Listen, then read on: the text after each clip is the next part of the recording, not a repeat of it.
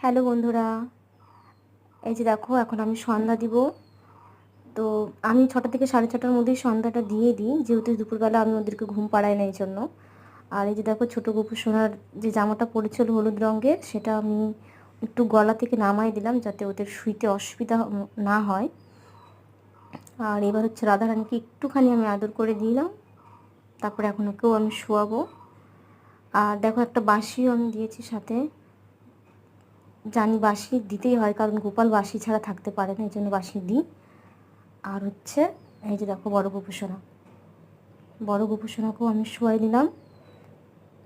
আর সাথে আমি একটা পাতলা চাদর দিয়েছি, কারণ না ভোরবেলা করে না একটু মানে খুব ঠান্ডা লাগে ভোরবেলার দিকে, এই জন্য ওই চাদরটা দিয়ে হালকা পাতলা একটা চাদর দিয়ে ঢাকা দিয়ে দিচ্ছি।